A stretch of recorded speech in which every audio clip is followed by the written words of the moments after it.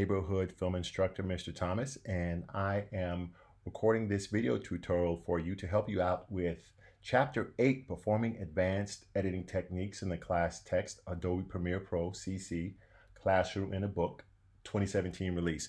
But if you have the 2020 book and or the 2020 version of the software, you don't have to worry. Everything is the exact same between the 2017, 2018, 2019, 2020 versions of the software and the textbook. So it doesn't really matter which version of Premiere that you have, you'll be able to follow along. So basically, the first part of chapter 8 tells you that you're going to learn some techniques in this chapter that's going to accelerate your editing speed and be able to provide the understanding that you're going to need to produce high-level professional results. I may have mentioned this to you before in previous classes. As an editor, the best editors are prized because of their ability to work very quickly, very fast, and they're also very good, both technically and creatively. The one thing that we're going to focus on here is in chapter 8 is efficiency and speed. And a lot of the things that you're going to learn how to do in chapter 8 is going to really increase your editing speed. Okay. So the first thing to talk about is performing 4-point edits. Now, all of us should know what 3-point edits are. 3-point edits are, a 3-point edit is the type of edit that we typically, most of the time that we're going to do when we're editing, we're going to be doing a 3-point edit. And just to do a quick review of that, what I'm going to do is I'm going to take a copy of, or take a, I'm going to drag a source clip, Laura_04, to my new item button. You can see that's the clip right here, Laura04. And the new item button is this button right here, right by the trash can at the bottom of the project panel. When I drag this clip, this source clip, Laura04, to the new item button, what's going to happen is it's going to give me a new sequence, a new timeline, and it's going to be precisely formatted to fit the clip. It's going to have the same frame rate. It's going to have the same frame size.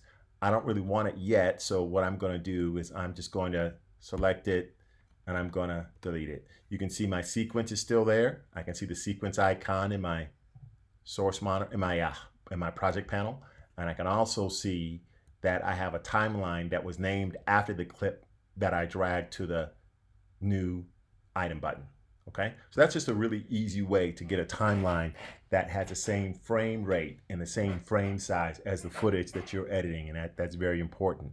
Okay, so let's pretend that we want to do a traditional standard edit and we want to edit a clip to this new timeline called Laura04. I'm going to pick any clip. It doesn't matter. You can pick any clip. I'm just going to practice the standard way of doing a 3-point edit and getting a clip into the timeline. I'm going to double click on the bolt replacement source clip in the timeline, and I'm going to set a endpoint and out point. By the way, when you're doing serious editing, you don't want to just arbitrarily set endpoints and out points. Of course, you want to watch.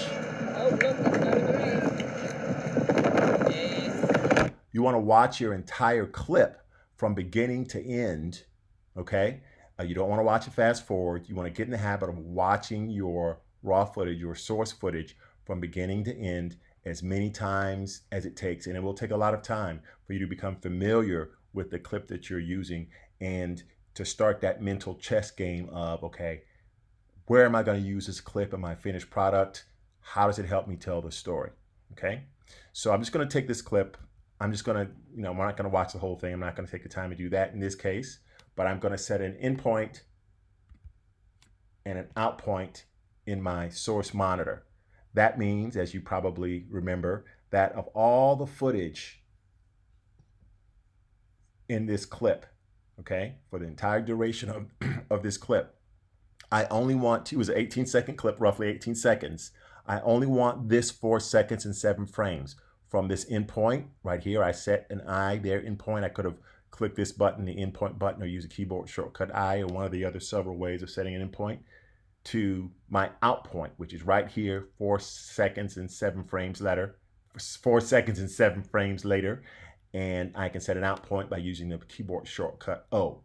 Okay, or pressing this button here, or I could have done a couple of other things. But in any case, this highlighted duration between my in point and out point, that's the portion of this 18-second clip that I want to actually use in my finished product or edit to my timeline. If you're wondering how much time is between my in point and my out point, or how did I know that it was 4 seconds and 7 frames, if I look at my duration field right here, it says 4 seconds and 7 frames. Originally, it said like 18 seconds. I'll undo everything. It said 18 seconds and 29 frames. So that's just short of 20 seconds. I'm sorry, just short of 19 seconds. I'm sorry, just short of 19 seconds. If I look at the blue numbers to the left, that's not my duration field. That's my master time code field. Basically, it's asking me, what they call it playhead position as well. Basically, the footage that was shot on the camera in this particular situation, what did the time code read? And it should exactly match that right there. So that's what the camera's time code was reading when you were shooting it on location. The duration field either tells you how much time is between my in point and my out point when I set them, or how much time the entire source clip, what the duration of the entire source clip is if I don't have an in point and an out point set. So I have my in point, I have my out point. That's 2 of my 3 points. I'm going to set another in point in my timeline at the beginning by moving my playhead to the beginning of the timeline at time 0000000 and pressing I to set an in point.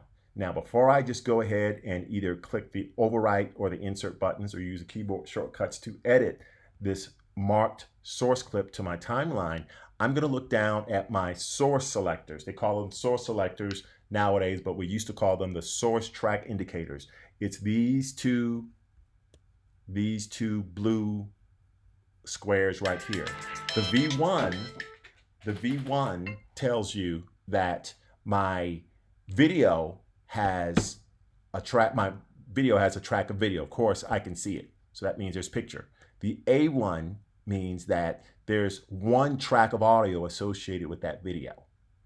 So basically, that's just basically telling me what's loaded into my source monitor, okay? The V1 and the A1 on the right-hand side, this is called the timeline header. This side right here, you can see my V1 from my source track indicator is patched or right across from or connected to the V1 timeline header, okay? So it's targeted so that V1 source track indicator is targeted to V1 timeline header. The A1 or the audio from the source monitor, source track indicator, is patched to my A1 track header in my timeline, okay? By the way, we can move these around. We'll get to that later. For example, if I wanted my video to edit to my 3rd video track instead of my first one, I can move it up to V3.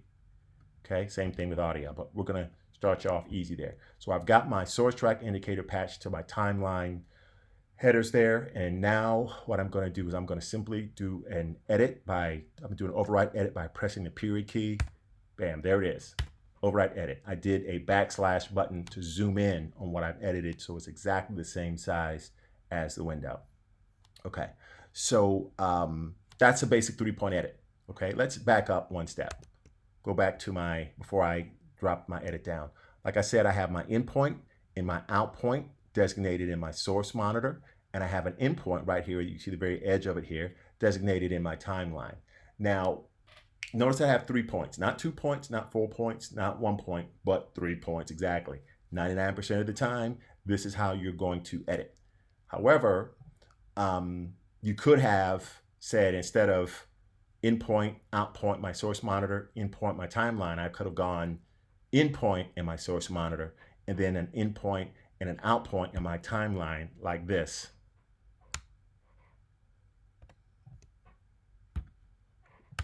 Okay, by the way, just in case you're wondering, how did I get rid of that out point in my source monitor? I used the keyboard shortcut Option O to get rid of the out point in my source monitor. I clicked on the source monitor to make sure that was active, and then I just pressed O with my timeline active to add an out point at the playhead. So I've got in point, in point in my source monitor, in point in my timeline, out point in my timeline. So it's still 3-point editing. I just have a different combination of points and we're still good. Okay. I could have also gone, I'm going to do an Option I to get rid of the endpoint in my source monitor. And I'm going to press O to give me an out point in my source monitor. And I'll leave my endpoint, my out point in my timeline. So as you can see, I still have a 3-point edit. Out point my source monitor and an endpoint and out point in my timeline. All those are fine. All those are pretty standard. It's kind of new in that most of the time we just have one endpoint and one out point in my source monitor and an endpoint in my timeline. But as you can see, any combination of three marks will work. Okay, and of course, you saw what happened when we dropped it down. Now, what's gonna happen next is I'm gonna explain to you exactly in the next section. I'm gonna explain to you what happens if you were to do an edit like this. This is different from the traditional edit that we're used to. It's still 3-point, but instead of having an endpoint and out point in my source monitor and an endpoint in my timeline, I have an out point in my source monitor and an endpoint and an out point in my source in my timeline. So I'm going to go through the combinations of how you can use different sets of endpoints and out points in the different panels and exactly what Premiere is doing when you do that. After we understand that, then we can move into exactly what's happening when you try to do the unusual 4-point edit.